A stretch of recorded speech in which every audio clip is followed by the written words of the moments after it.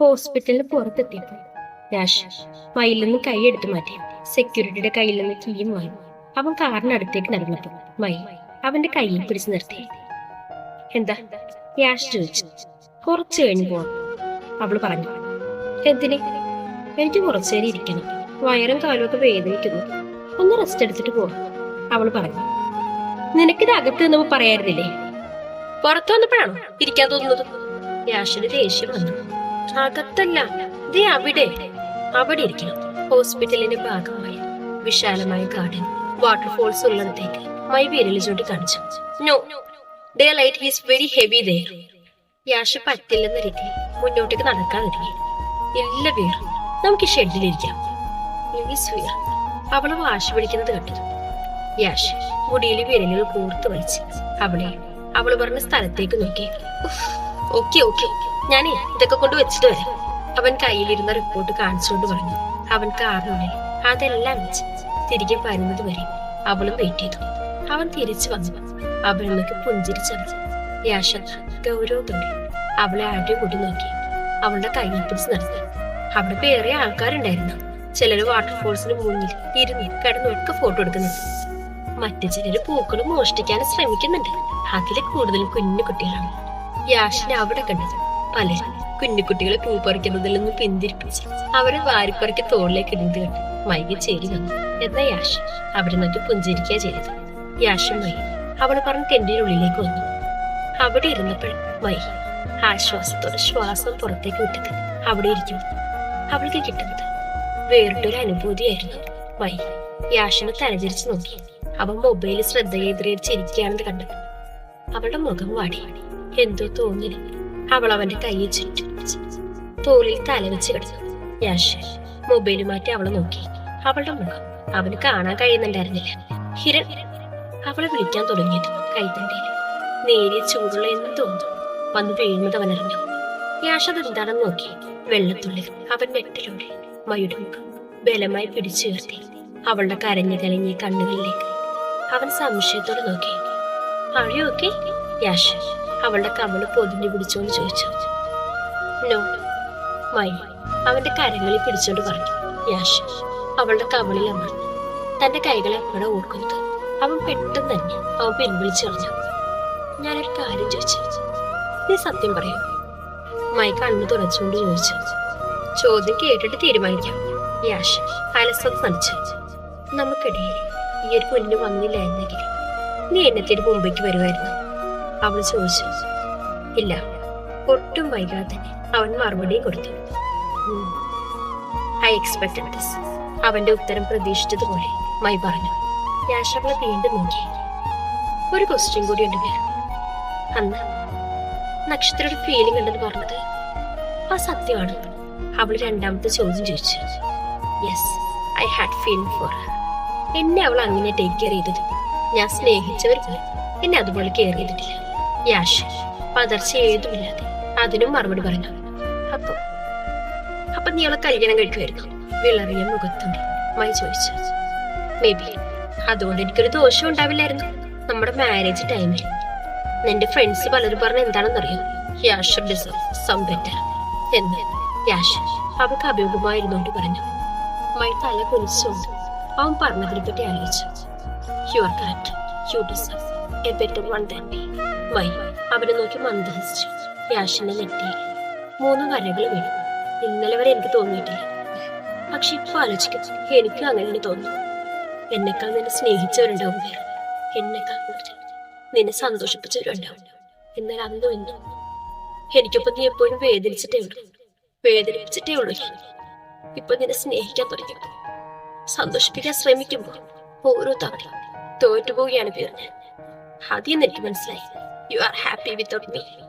അവളുടെ കൺകോടിലെ കണ്ണിന് വൈദ്യുരം പോലെ തിളങ്ങി. What do you mean? അവൾ എന്തിനാ ഇപ്പൊ ഇങ്ങനെയൊക്കെ സംസാരിക്കുന്നത്? അവന് മനസ്സിലാവുന്നുണ്ടായിരുന്നില്ല. ഇതിനു മുമ്പ് അവളുടെ ഭാഗത്തുനിന്ന് ഇങ്ങനെ ഒരു ചോദ്യം വന്നിട്ടില്ല.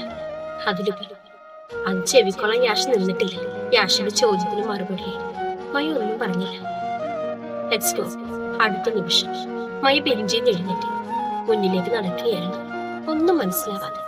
പിന്നാലെ അവന് സ്കാനിങ് ഇപ്പൊ 2 മാസങ്ങൾ പിന്നിട്ടു. ഡോക്ടർ എന്തിനൊക്കെ പറഞ്ഞതുപോലെ മയം ഏത് രീതിയിലും മൈൻഡ് റിലാക്സ് ആക്കാൻ, ടെൻഷൻ ഫ്രീ ആയിരിക്കാൻ ഒരു ശ്രമം നടത്തിക്കൊണ്ടിരിക്കുകയാണ്. അതുകൊണ്ട് തന്നെ പാതി വഴി വെച്ച് മുടങ്ങിപ്പോയ ബ്രൈഡൽ വർക്ക് റീസ്റ്റാർട്ട് ചെയ്യാൻ ഒരുക്കത്തിലാണ് അവൾ. ബ്രൈഡൽ വർക്ക് എന്ന് പറയുമ്പോൾ ഓൾ കേരള സർവീസ് ആയിട്ടാണ് മയ ആരംഭിക്കുന്നത്. അവളെ സഹായിക്കാനെന്ന് തുടക്കം മുതൽ 2 പെൺകുട്ടികളൊക്കെ ഉണ്ടായിരുന്നു. ദൂരെ യാത്ര ചെയ്ത് മണിക്കൂറുകൾ നീണ്ട വർക്ക് ചെയ്യാൻ മൈക്ക് കഴിയില്ല. അതിനു പകരം ആ കുട്ടികളെ പറഞ്ഞയക്കാൻ അടുത്തുള്ളത് ഒരു പരിധി വരെ മയ്യോ ഏറ്റെടുക്കാനാണ് പ്ലാൻ. ഭവ്യോട് സൂചിപ്പിച്ചപ്പോൾ അവളും എതിർപ്പ് പറഞ്ഞില്ല. ലാപ്ടോപ്പിൽ അതിനുള്ള കാര്യങ്ങൾ സെറ്റ് ചെയ്തുകൊണ്ട് ഡൈനിങ് ഹാളിൽ ഇരിക്കുകയാണ് മയ്യ. അവൾക്ക് തൊട്ടടുത്തായിട്ട് ഹൻഷു ഉണ്ട്. അവളെ ഹെൽപ്പ് ചെയ്യാൻ, ചോദിക്കുന്ന കാര്യങ്ങളൊക്കെ പറഞ്ഞു കൊടുക്കാൻ. അവരുടെ മുന്നിൽ ഓപ്പോസിറ്റ് സൈഡിലായിട്ട് യാഷു ഇരിക്കുന്നുണ്ട്. ഹൻഷു മയ്യോട് മുള്ളും മുനയും വെച്ച് വർത്താനത്തിനും പ്രവൃത്തികൾക്കും മുതിരാറില്ല. ഡോക്ടർ പറഞ്ഞ കാര്യങ്ങളും പറ്റും യാഷ അവളോടും പങ്കുവച്ചിരിക്കും. അവളെ കെയർ ചെയ്യേണ്ട ബാധ്യത അതെല്ലാവർക്കും ഉണ്ടെന്ന് എന്ന് വെച്ച് പഴയതുപോലെ എന്തിനും കയറി ഇടപെടുന്ന സ്വഭാവം ഹൻഷുവിന് ഇപ്പൊ മയ്യോടില്ല. എന്തെങ്കിലും അത്യാവശ്യമായിട്ട് ചോദിച്ചാലും പറഞ്ഞാലും ചെയ്തോളൂ. ഇതുപോലെ അതിനി മാറണമെങ്കിൽ ഒരുപാട് സമയം ഇനിയും വേണ്ടി വരുന്നു ഹൻഷുന് എന്നെ തോന്നി. കാര്യമായി ചർച്ചകൾ ചെയ്തുകൊണ്ടിരിക്കുമ്പോഴാണ് കിച്ചണിൽ ഒരു ബെഡാ ഗ്ലാസ് നിറയെ പാലുമായി മൈത്രി മയുടെ മുന്നിലെത്തിയത്. മുന്നിൽ കൊണ്ടുവന്ന് വെച്ച ഗ്ലാസ്സിലേക്ക് മൈ അന്തം വിട്ട് നോക്കി. ഞാൻ കുറച്ചു മുന്നേ അല്ലേ ഫ്രൂട്ട്സ് കഴിച്ച് ഇവിടെ ഇരുന്നത്, അത് ദഹിക്കുന്നതിന് മുന്നേ പാലോ? അവള് മൈത്രിയും വീഴ്ച നോക്കി. കുറച്ചു മുന്നെയോ? 2 മണിക്കൂർ മുന്നേ.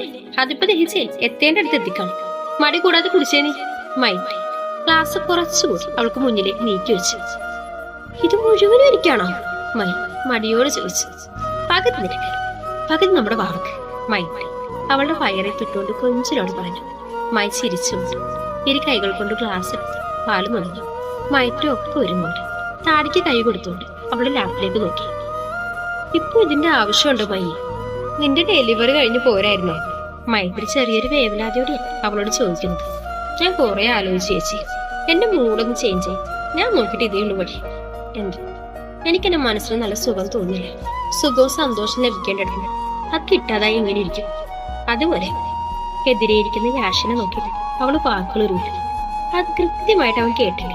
മുഖേർത്ത് നോക്കാനും കേട്ടതായി ഭാവിക്കാനോ നിന്നില്ല. ഇതെന്തൊക്കെ പറയുന്നേ?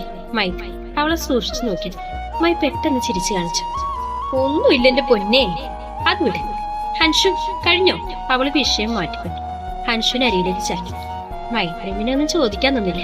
അവൾക്കൊപ്പം അവളും കൂടി സ്റ്റെയർ ഇറങ്ങി വരികയായിരുന്നു. ഇന്ദ്രൻ താഴെ ഹൻഷു യാഷു മറ്റുള്ളവർ ഒരുമിച്ചിരിക്കുന്നത് കണ്ടപ്പോൾ വന്നതുപോലെ തിരികെ പോയാലോന്ന് ഓർത്തുപോയി.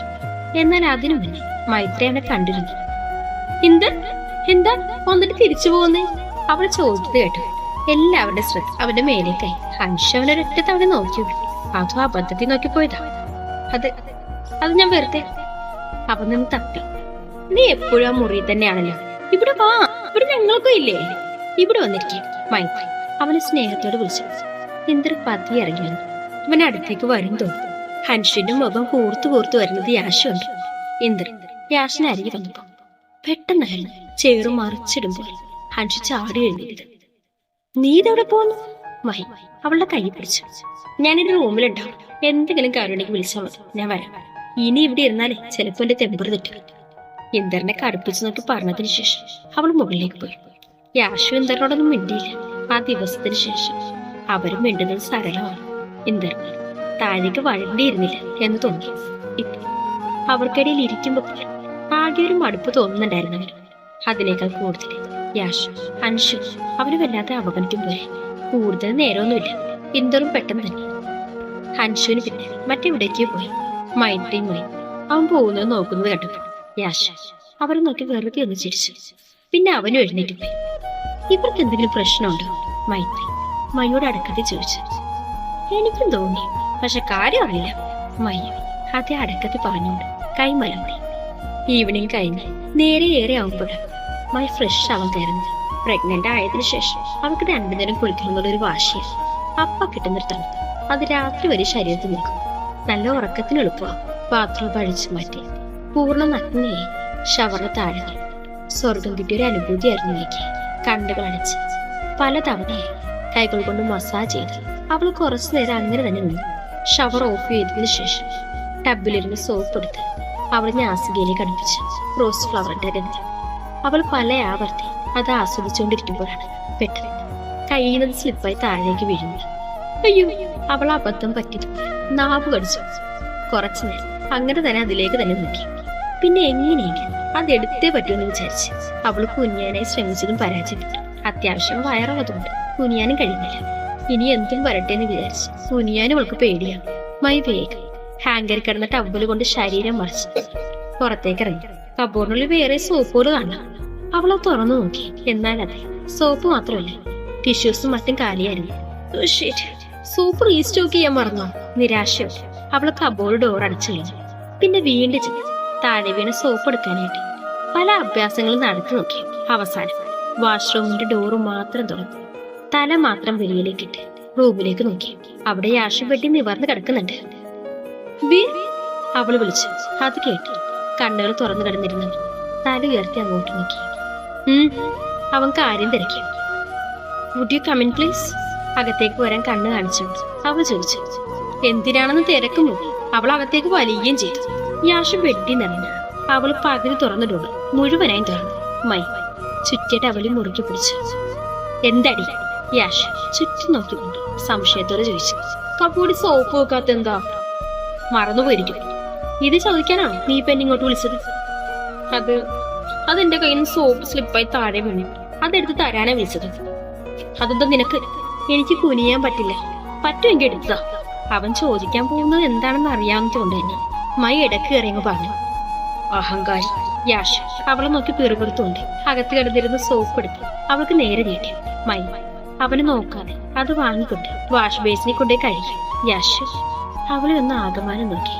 നീളമുള്ള എന്നാൽ വീതി കുറഞ്ഞു ഒരു പിങ്ക് ടവലാണ് അവൾ ഉടുത്തിരിക്കുന്നത്. അത് ചുറ്റിക്കെട്ടിയിട്ടില്ല.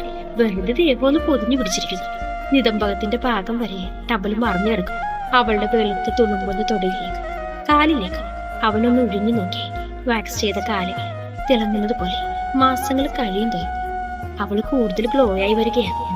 വാഷ് ബേസിന് മുന്നിൽ നനഞ്ഞൊലിഞ്ഞു കിടക്കുന്ന മുടിയുടെ എളുപ്പുള്ളിൽ ഒളിച്ചു നിൽക്കുന്ന പോലെയായിരുന്നു അവളുടെ മുഖം. അവളുടെ വലതു വശത്ത് നിന്നിരുന്നവൻ മെല്ലെ കൈ ഉയർത്തി അവളുടെ മുഖം കാണാനായി ഒരു ഭാഗത്തുനിന്ന് മുടി വകഞ്ഞു മാറ്റി. മൈ അവളെ തലചരിച്ചു നോക്കി. അവളുടെ പീലി നിറഞ്ഞ വലിയ കണ്ണുകൾ, ചോരമയമുള്ള ചുണ്ടുകൾ, മൂക്കിൻ തുമ്പിൽ ഒരു രത്ന കല്ലുപോലെ താഴേക്ക് വീഴാൻ കാത്തു നിൽക്കുന്ന ഒരു വെള്ളത്തുള്ളി. അവയിൽ നിന്നും അനേകം വെള്ളത്തുള്ളികൾ താഴേക്ക് പാഞ്ഞ് തെളിഞ്ഞു കാണുന്ന അവളുടെ വലിയ മാറും ചുഴിയിലൂടെ എവിടേക്ക് മറിഞ്ഞു പോകുന്നത് അവൻ കണ്ടു. യാഷിന്റെ ശ്വാസം വിലങ്ങി. മൈ മുഖത്തിരുന്ന് അവന്റെ കൈകൾ സ്പർശിച്ചു. യാഷ് ഒരു വിളവ് സ്തംഭിച്ചു പോയി. അവൻ പെട്ടെന്ന് ബോധം വന്നതുപോലെ കൈകൾ പിൻവലിക്കുന്നതിന് മുമ്പ് പിന്നിലേക്ക് രണ്ടടി വെച്ച് മുഖം തിരിച്ചു. സോറി. അവൻ വിരലുകൾ ഇറുക്കി മടക്കിക്കൊണ്ട് അത്രയും പറഞ്ഞു ഡോർ വലിച്ചു തുറന്നോട് പുറത്തേക്ക് ഇറങ്ങി. മൈ ആ ഡോറിൽ ഒതുക്കിയത് അവിടെ ചാരി നിന്നുകൊണ്ട് നെഞ്ചിൽ കൈകൾ വെച്ച് ദീർഘമായി നിശ്വസിച്ചു. തുടരും.